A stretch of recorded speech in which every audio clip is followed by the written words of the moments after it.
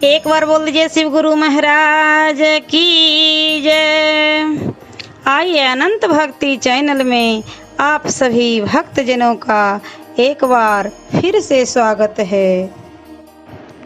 आज हम गुरुदेव महादेव का एक बहुत ही प्यारा कथा सुनाती हूँ कि एक बार सुमेरु पर्वत पर बैठे ब्रह्मा जी के पास जाकर देवताओं ने उन्हें अविनाशी तत्व बताने का अनुरोध किया। शिव जी के माया से मोहित ब्रह्मा जी उस तत्व को न जानते हुए भी इस प्रकार कहने लगे कि मैं ही संसार को उत्पन्न करने वाला स्वयंभू अजन्मा एकमात्र ईश्वर अनादि भक्ति ब्रह्म घोर निरंजन आत्मा हूँ। मैं हूँ प्रवृत्ति और निर्वृत्ति का मूलाधार सर्वलीन पूर्ण ब्रह्म हूँ। ब्रह्मा जी ने ऐसा की पर मंडली में विद्यमान विष्णु जी ने उन्हें समझाते हुए कहा कि मेरी आज्ञा से तो तुम सृष्टि के रचयिता बने हो, मेरा अनादर करके तुम अपने प्रभुत्व की बात कैसे कर रहे हो।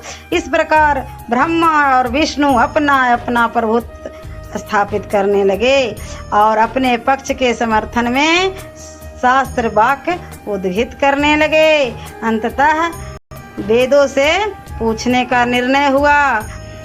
मतलब कि जैसे दो व्यक्ति में मतलब झगड़ा हो जाता है, यानी कि बकवास हो गया, कहे के मतलब ब्रह्मा विष्णु दोनों में तकरार हो गया, तो फैसला करने वाला कोई चाहिए, तो वेदों से पूछने का निर्णय लिया गया।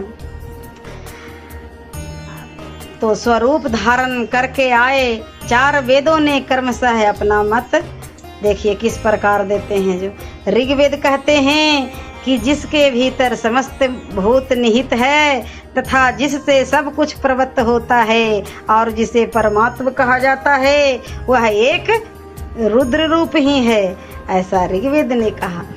यजुर्वेद ने कहा कि जिसके द्वारा हम वेद भी प्रमाणित होते हैं तथा जो ईश्वर के संपूर्ण यज्ञों तथा योगों से भजन किया जाता है, सबका दृष्टा वह एक शिव ही है, ऐसा यजुर्वेद ने कहा।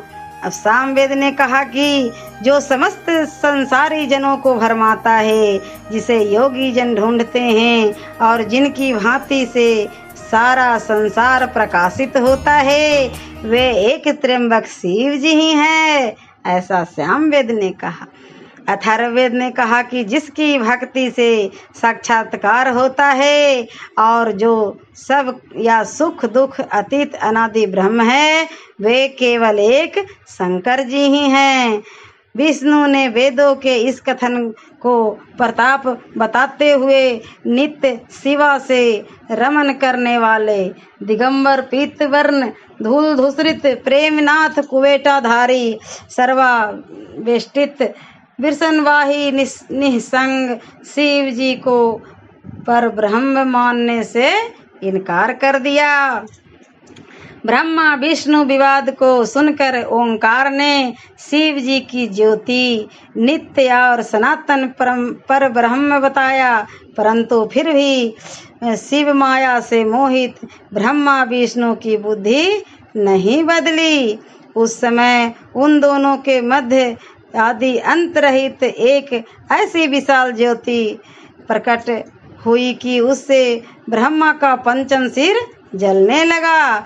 इतने में त्रिशूलधारी नील लोहित शिव वहां प्रकट हुए तो अज्ञानतावश ब्रह्मा उसे अपना पुत्र समझकर अपनी शरण में आने को कहने लगे।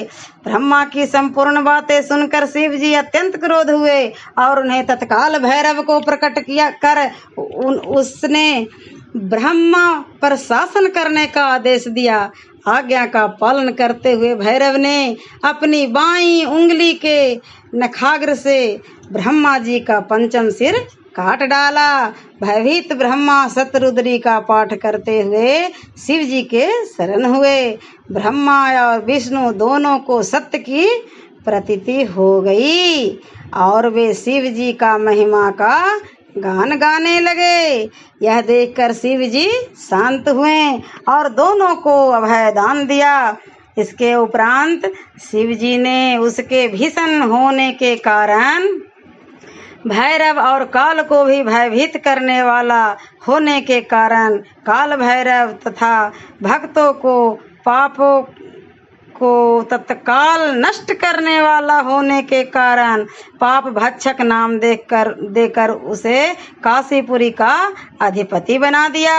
फिर कहा कि भैरव तुम इन ब्रह्मा विष्णु को मानते हुए ब्रह्मा के कपाल को धारण करके इसी के आश्रय से भिक्षावृत्ति करते हुए बनारसी में चले जाओ। वहाँ उस नगरी के प्रभाव से तुम ब्रह्म हत्या के पाप से मुक्त हो जाओगे। शिव जी की आज्ञा से भैरव जी हाथ में कपाल लेकर ज्यों ही काशी की ओर चले, ब्रह्म हत्या उसके पीछे पीछे हो चली।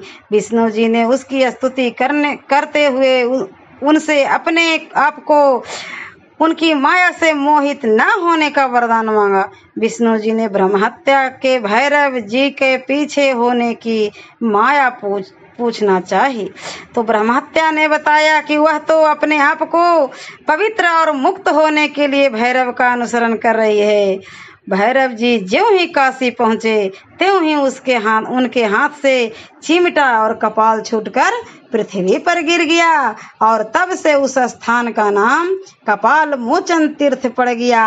इस तीर्थ में जाकर सर्वविधि पिंडदान और देव तीर्थ तर्पण करने से मनुष्य ब्रह्म हत्या के पाप से निर्वृत्त हो जाता है। एक बार बोलिए शिव गुरु महाराज की जय।